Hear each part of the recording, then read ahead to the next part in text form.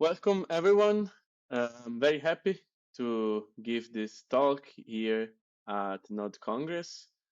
Today, I will talk about the path to native TypeScript. So how Node.js and TypeScript have worked together to bring this new integration into Node.js. Let me introduce myself. My name is Marco Ippolito. I'm a senior security engineer at HeroDevs and a member of the Node.js technical steering committee. So we will start with a little bit of history. So how and why we decided to support TypeScript and like what changed in the past few years. So we will start with this chart. This is the state of JS 2016. So almost 10 years ago. And we can see that TypeScript was just at the beginning was not very popular. In fact, 34% of the respondents they heard of TypeScript, but like they were not interested into it, and just a small fraction was actually interested and has used it and would use it again. We can also see a few other names that have disappeared from the web development scene, like CoffeeScript, Elm, and ClojureScripts, but they were quite popular at the time. And we can see now more recent state of JS, which is the 2023. In this chart, we can see that almost all developers that responded, which are 17,000, they use TypeScript only, 32%, and in like only 9% of respondents use JavaScript. So the majority of users use TypeScript in some like different percentages, but they all do. And this is crazy to think that 10 years ago, this was like very niche. And today, like everybody uses TypeScript. It's one of the most popular technologies. This is the Stack Overflow 2023 survey. And we can see that TypeScript is the fifth most popular programming language. So today we will see why Node.js has not integrated it years ago, and only this happened only now. So another very important data is the npm downloads. TypeScript has around 12 million downloads per day. It is one of the most downloaded packages on npm. So we will we will see today how TypeScript is supported in Node.js. But let's talk a bit about of history. So as a Node.js maintainer, I've always seen issues, discussions, PRs of users wanting native TypeScript support. As you can see, there are multiple issues, and like there have been so many proposals on how to implement TypeScript in Node.js, but it never happened until recently. And there are reasons why. The implementation is not straightforward. One of the first challenge is that it's very hard to get consensus. Being Node.js being a project run by volunteers and open governance, it's very hard to make everyone agree on what it means to support TypeScript and how it should be done. There have been past attempts. In 2023, there was a discussion at the Collaborator Summit in Bilbao, but it like the discussion it eventually bled out, so it didn't happen. There are different stability guarantees between Node.js and TypeScript.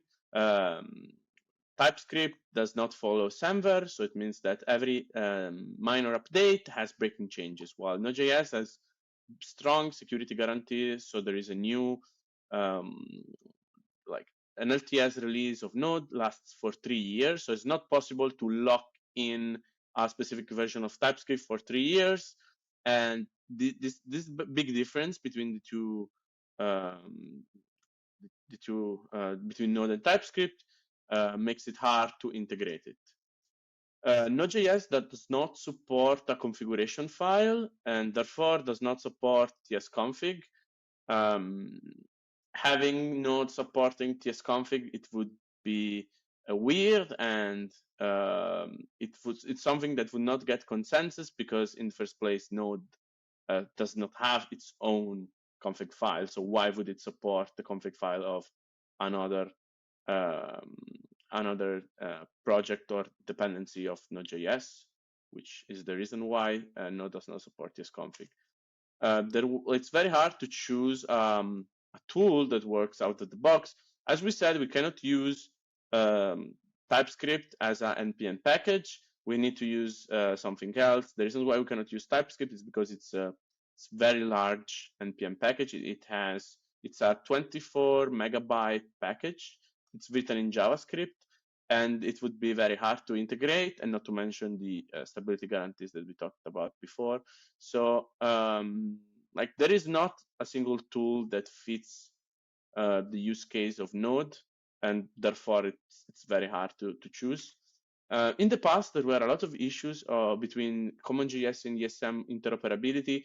So until those were fixed, it would have been a half-baked feature to integrate TypeScript, but now those are finally fixed, and so we had a chance to support TypeScript source maps. So whenever you transpile your code, you change the position of your code inside the file by transforming TypeScript into JavaScript. So you would need source maps to be able to debug effectively and to reconstruct the location of everything in your source code. But source maps add a lot of overhead, and if you enable them globally, meaning they would also be enabled for your JavaScript. This is quite a problem because it would be a breaking change. And finally, no champion. It means that nobody wanted to do this work of having implementing the feature and having everyone to agree. Well, I did champion this initiative. So I started working on this in July 2024. And the way that I choose to implement TypeScript is called TypeStripping. So the way I implemented TypeScript is to not do type checking, only transpilation. The reason why is that type checking is the most unstable part of TypeScript, and there is no spec. So the only way to perform type checking is through the TypeScript npm package. So we expect users to download this package independently, so they can upgrade their versions independently. They can configure their tsconfig without the runtime providing default values. And the problem is also that type checking is not something that you want. It's not something that you do during your development cycle. You only do like during CI or whenever you're finished developing your feature. So you already have your IDE that shows you whenever there are errors in types. So this was not something that we wanted to provide as a runtime. Also, since we don't want to support a tsconfig, this technique of type stripping does not involve tsconfig. Type stripping, what it does is basically removes everything from TypeScript that is not JavaScript, and if the result is valid JavaScript, it will run it. It doesn't need a tsconfig because like all the TypeScript features are removed. And this is exactly what it does. It removes inline types. Not everything is an inline type, so we will see that a bit later, how it works and what are the problems that arise from type stripping. But imagine that you define a variable that is a string. That little part string can be removed safely because it does not affect the runtime. It does not require source maps. We use a little magic trick to avoid changing the location inside the file during transpilation. So this solution does not require source maps, which means that it's the position in the file is one-to-one to where you write, it will be executed. And TypeStripping is stable across TypeScript versions because type checking is highly unstable, but the transpilation is quite stable. Doesn't change much. TypeScript has not added new keywords in a while, so it's pretty safe. We talked with the TypeScript team, and they assured us of this stability. So how does TypeStripping work? We can imagine this is some TypeScript code. We can just take a rubber and erase everything.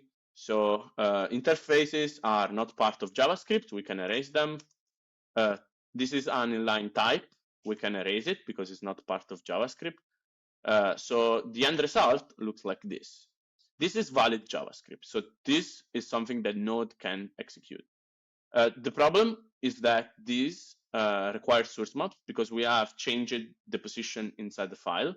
But if we replace what the syntax that we have removed with white space, is it possible to preserve the original location? So whenever we remove inline types, we replace them with blank space, and therefore we don't need source maps. So to achieve this, we used a variant of SWC. SWC WASM TypeScript. It's npm package that releases a WASM WebAssembly. So Node.js builds for many different platforms, and having WASMs allows us to support all the different platforms that otherwise a Rust project would not support, because Rust builds on different platforms than Node.js. So we needed something compatible with everything. It's battle tested because it's used by a lot of popular projects in the ecosystem. RSpark, Dino, and so many projects use SWC.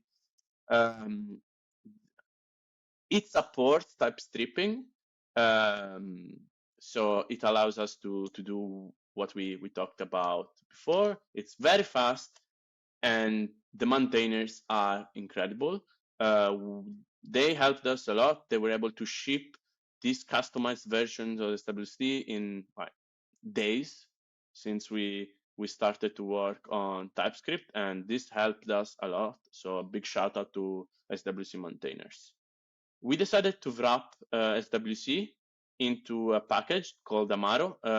So this allows users to upgrade their TypeScript transpiler versions independently. So you can use Amaro as an external loader, and this allows you not to be stuck on a TypeScript versions, but to, like, if TypeScript releases new features, Amaro will be updated. You can use Amaro independently from the version used inside Node. So this is the reason why we wrapped into a package. So in July last year, I opened this PR to support experimental strip types. This PR landed in 20 days, which is very fast considered Node.js time, which was great. So in Node 22.6, we shipped this new experimental flag called experimental strip types. It has some limitations. So we can only support features that can be erased. Not all TypeScript features can be erased. Some of them, for example, namespaces and enums, require to be transformed in JavaScript because they do affect the runtime. For example, this is a namespace, and it exports a function. Enums exports some values. These are not just types; these are values, and they cannot be erased. So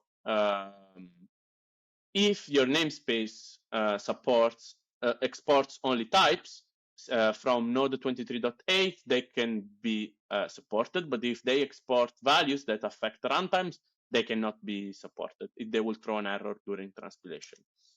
But to overcome this obstacle, we created a new flag called experimental transform types. This allows you to consume all the TypeScript syntax. This requires source maps to be enabled, but you can use enums, you can use namespace, you can use all the TypeScript syntax that you want at the cost of having source maps enabled.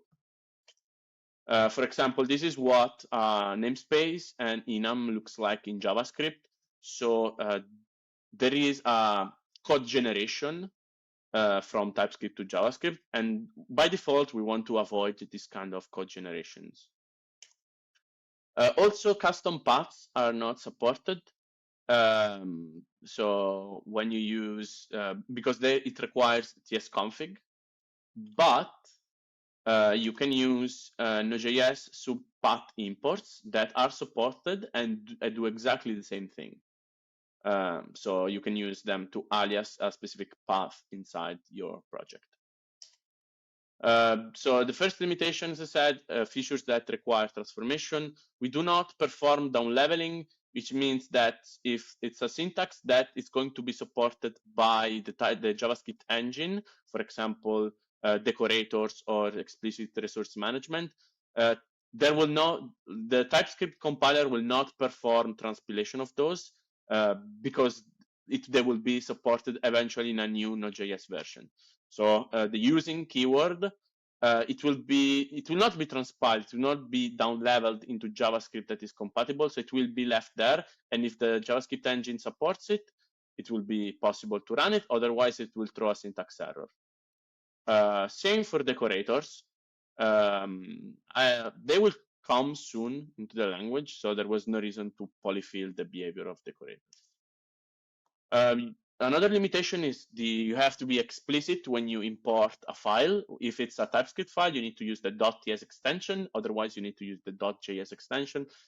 In the past, in TypeScript, we always have to use the .javascript extension when importing a file because that file would be transpiled into JavaScript. But at runtime, that file is a TypeScript file. So we need to be explicit. In the past, you were already able to use the .ts extension into TypeScript, but you could not transpile it. You could only use it in combination with the noemit flag. This behavior has changed since TypeScript 5.7. A new feature called path rewriting for relative paths was developed by the TypeScript team, specifically to support Node.js experimental strip types. So with this new flag, it will during transpilation, it will rewrite the extensions to match the destination. So whenever you transpile a TS file, it will become a .js file, and that will match. But what about existing source code? So it is possible with a code mod to migrate existing code base to support this behavior that Node.js enforces. You can use this code mod called correct yes specifiers by Jacob, one of the Node.js collaborators. It will transform all the syntax, all the imports that are not supported into imports that are supported. This is a work in progress, so you can read more about this on NPM. Another important limitation is that the type keyword is required for type imports. So whenever you are importing a type, you need to specify that is a type. For example, in the first case, we import type 1 and 2. We use the type keyword. If we don't use it, Node will think that is a value and not a type, so it will not erase it. While if it's a type, it can be safely erased, and it will cause a runtime error. Also, an important limitation is that it's not possible to run TypeScript files in Node modules. This is to avoid disrupting the ecosystem because by publishing TypeScript, it would create a lot of incompatibility. So if you ever try to run a TypeScript file inside the Node modules, we throw an error called unsupported Node modules TypeStripping. The reason why this was specifically enforced by the TypeScript team because it would cause a lot of compatibility versions, and your IDE would perform type checking inside Node modules, and we know how big Node modules are, so we don't want to do this. In Node 23.6, we enabled experimental strip types by default, so you can run node file.ts by default without passing any flag. Also, we have worked on TypeScript syntax detection in eval. This is a very interesting topic. So this is, for example, we can see import util from util, and cost foo is a string value hello world. This is a TypeScript ESM string. So Node.js tries to evaluate if the syntax is a common JS module, which is not. It will try again as an ES module, but it's not because it's TypeScript. So that will fail. If it fails, it will try to strip the types. So it will try to transpile, like remove the string from this, the dot string type from this string. So foo now, this is plain JavaScript and this is ESM plain JavaScript.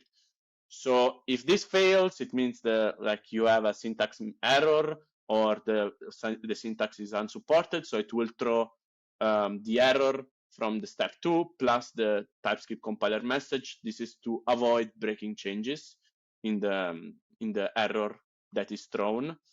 And it will try again to execute the string as a common JS, but we know it's ESM, so it will fail, and it will finally try again as a ESM module, which is correct. So you can see the syntax detection is very complicated, but you can skip all of this overhead by specifying which kind of syntax it is. So you use the flag -- input type to say that this is a module TypeScript or common JS TypeScript, and Node will know exactly what to do. There is some syntax that is ambiguous. For example, fetch object. This looks like TypeScript, but this is valid JavaScript.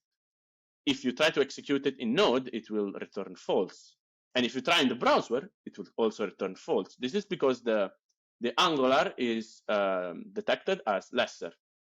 So it's a valid JavaScript syntax, and there is ambiguity because if you try to execute this in the TS playground, this will be executed as a fetch. So it will actually perform an HTTP call.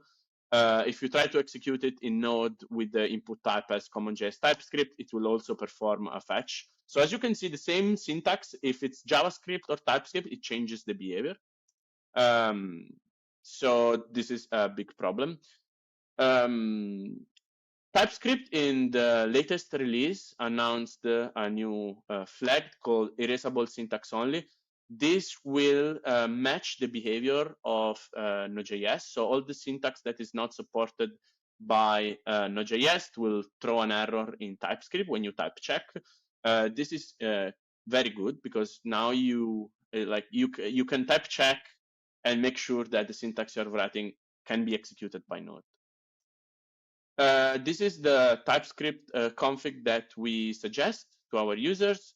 So all the flags that we talked about before.